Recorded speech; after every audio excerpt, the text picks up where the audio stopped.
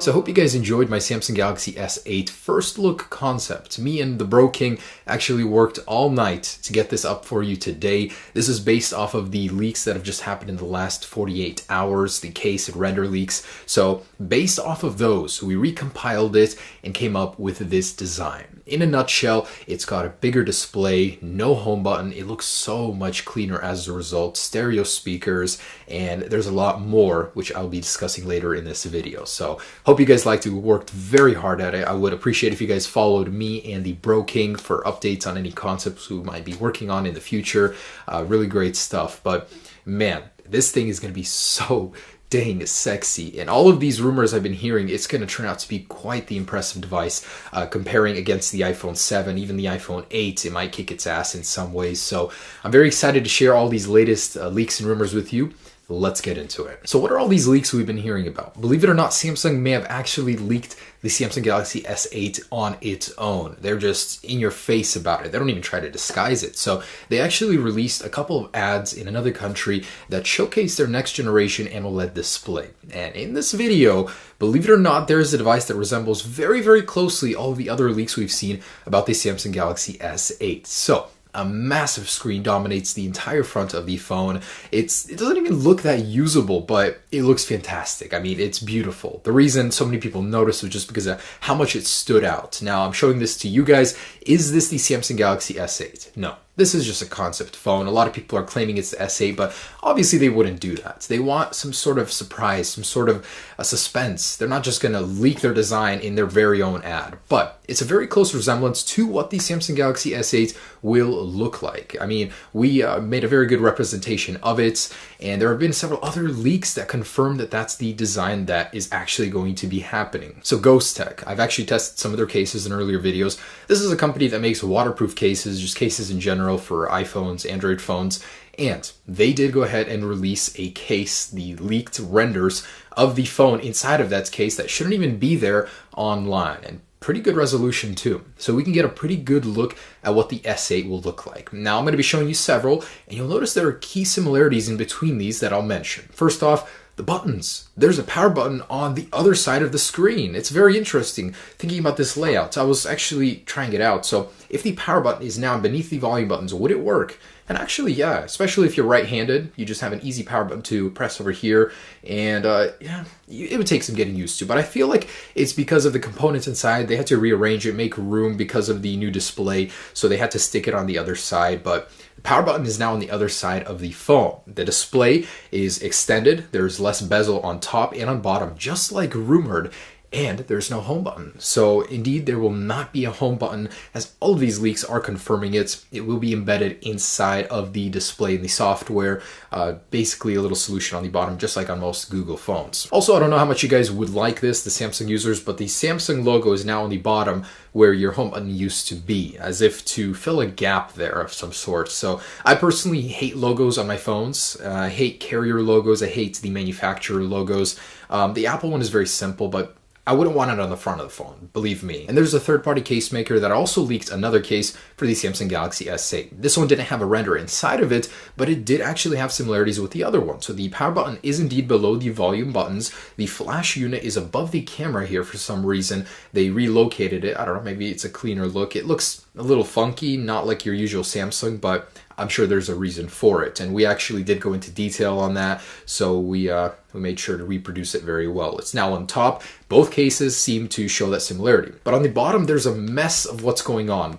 I mean, we can't see in the Ghost Tech one the ports, but on this case, we can see that there's a speaker port on one side and on the other side, which confirms there will be stereo speakers. So you'll be able to hold your phone like this and have the speakers shoot out over here and over here, but not the other way. So this way it wouldn't work. You'd be covering the speakers.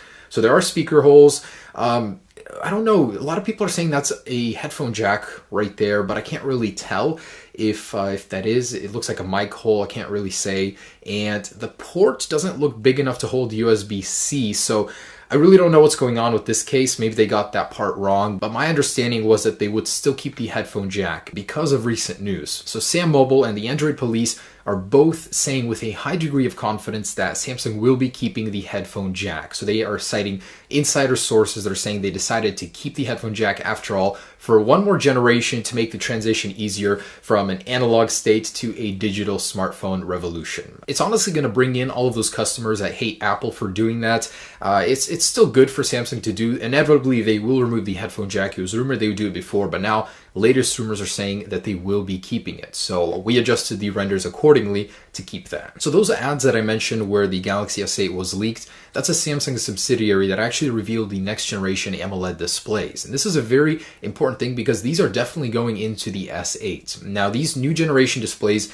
have three main differences. An improved aspect ratio, so it's slightly longer now to make way for the less bezel on the bottom and the top of the phone. By the way, in my first S8 rumors video, I said that the display would be covering the whole entire surface of the phone, and that's not true. It's not actually going to be doing that. It's going to shrink the bottom and the top a little bit, and the aspect ratio is going to be going from 16:9 to 18:9, so it will be getting a little bit longer, just like the new LG G6 phone that's rumored to have that display as well. So although the display won't support 4K resolution, it will support the new P3 color gamut, matching that of the iPhone 7. So you'll be able to see a wide array of brighter, more vivid colors on the screen of the S8. And the ad does say that the efficiency of the display has been improved as well, so you'll be able to get a little bit more battery life out of your Galaxy S8. And in my last video, I talked about how Samsung is switching from a pentile diamond pixel structure to an RGB. Quick nutshell, it makes the display a little bit more vivid, bright, and clearer. So that's going to be great matched with this P3 color gamut. So it's once again been confirmed that 3D Touch will be coming to the display of the Galaxy S8. So a writer from the Android police has claimed that the physical buttons are going to be gone. There will no longer be any of those capacitive buttons for menu and back, as well as the home button. Instead, we will find those on the software, and you'll be able to 3D touch on them for extra function. Now, it's not known if this will be everywhere in the software, but we know based on this tweet that the bottom row of the buttons will be 3D touchable, which is pretty cool. It's about time the Galaxy gets that feature. And a very interesting rumor from a leaker on Weibo is saying the 3D touch display will also support the S Pen on the Samsung Galaxy S8. So where the Note 7 failed, the S8 will pick up on, and you'll be able to use that stylus with this display. It won't be sold with a phone. You'll have to buy it separately, but it'll still be pretty nice to be able to use on that massive display. I mean, we know the displays are getting bigger, 5.7 and 6.2 inches, so having a stylus to be able to manage it will be nice, but it makes me think, won't that take away from the Note 8's sales eventually? I don't know. They'll have to have some sort of software differences, I'm sure.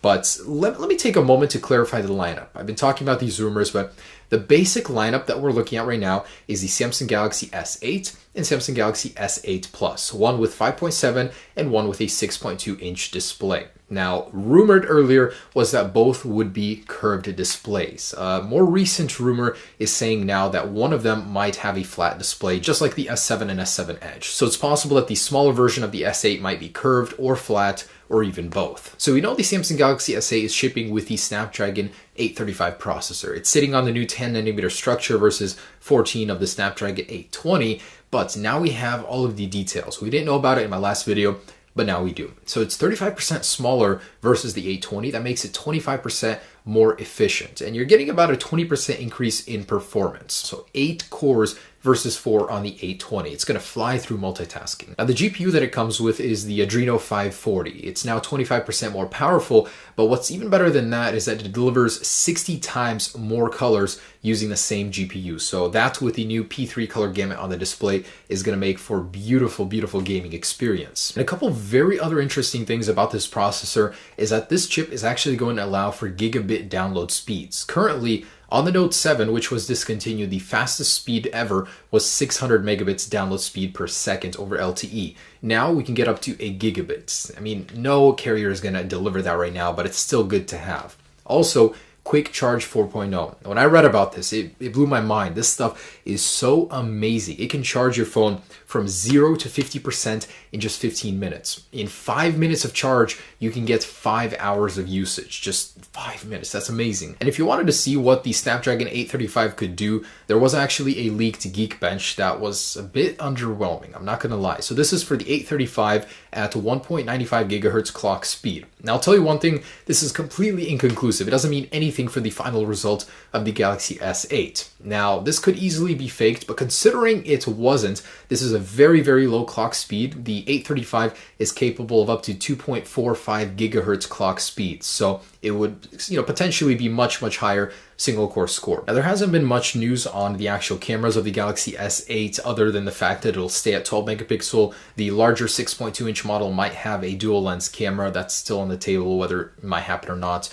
But the one thing that I was excited to hear about, the actual processor, the Snapdragon 835 has a new image signal processor. So what this will do is it'll basically manage a lot of the camera features like smooth zoom, faster autofocus, and the best thing yet that was detailed in the actual promo pictures was that it would actually have more accurate true-to-life colors. That has always been my number one complaint about the Galaxy's cameras. They're so lightning fast at focus. I mean, they're great stability, great audio on them, but the colors just always a little bit off. They're oversaturated. Hopefully, this new image signal processor will fix that.